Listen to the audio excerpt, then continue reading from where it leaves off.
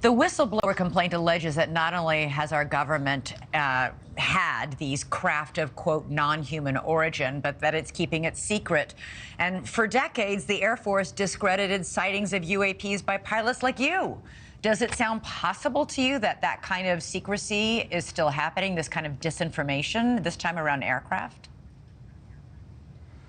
Well, that just seems to be the case. I've been reporting on unidentified objects since 2014 and 2015 off of the coast of Virginia Beach. And still, that conversation hasn't elevated to the point where pilots still feel comfortable reporting. So yes, I still believe that there is secrecy and stigma associated with this topic. And this conversation that we're having today, I think, is a massive step in the right direction. Can you describe exactly what you saw when you were flying in the air that night? Certainly. We were seeing dark gray or black cubes inside of clear spheres. And we were seeing these all over our working areas on a near daily basis, sometimes coming as close as 500 feet to our aircraft as we were flying our operations. We were seeing this not only off the eastern seaboard, but we were seeing this down south off Jacksonville, Florida, as well as off the west coast.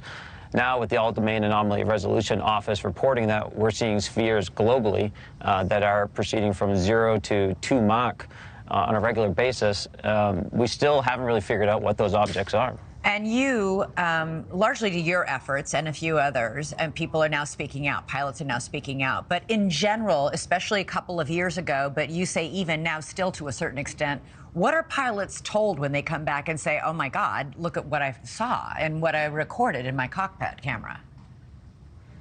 Yeah, a lot of times it doesn't even get to that point, unfortunately, Elizabeth. Pilots aren't taking it back to their companies, to their safety offices and reporting this. Typically what I'm hearing from aircrew that are calling and reporting is that they're seeing objects, they're typically reporting it to air traffic control, and that's really where the conversation ends. There'll be a number of other aircraft that will report the same thing in the same vicinity, but there's no further action taken. It was a bit disappointing to hear the Go ahead. Hear the FAA chief talk.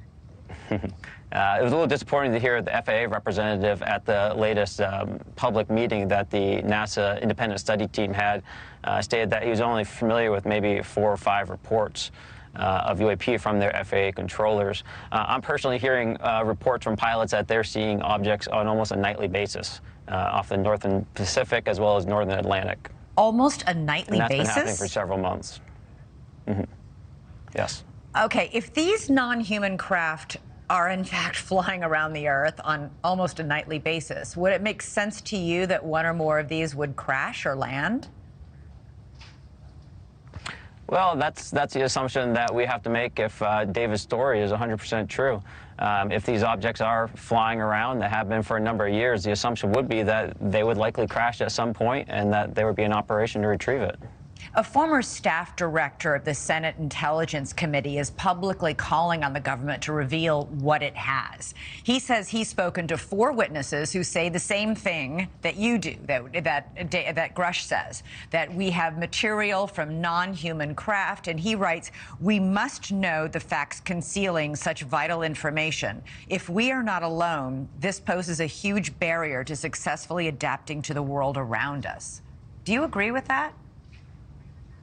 Absolutely. Not only we're not able to adapt to the reality around us, but there's all sorts of potential concern for miscommunication or identification in war zones, potential safety hazards with air traffic, and just the reality that we're just not ready for something potentially if it is happening around us, if we're not willing to acknowledge it.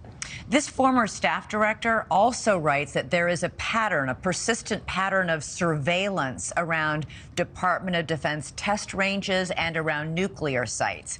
First, have you heard of that? And if so, wouldn't this also make this a matter of national security? I have to insist that it does. These are being detected around training ranges and places of national security, such as nuclear facilities. Additionally, we can see that there is some level of repeatability and congregation of these objects in those areas, and that should be a cause for concern. Some of the work that we're doing at the American Institute of Aeronautics and Astronautics is related around the detection and sensing of these objects. And there are patterns that can be pulled out, and we are seeing them conglomerate mostly around training ranges and military operation areas. Do you believe Russia's claims? It's not about trusting him. It's the fact that he's brought evidence forward that we can now go through and verify, and that's now in the hands of Congress to be able to go and verify that story. His story is believable, and I think it's now up to Congress to verify it and then communicate the results of that to the American people. All right. Thank you for watching. Go to newsnationnow.com to find News Nation on your television provider. And don't forget to click the red subscribe button below to get more of News Nation's fact-driven, unbiased coverage.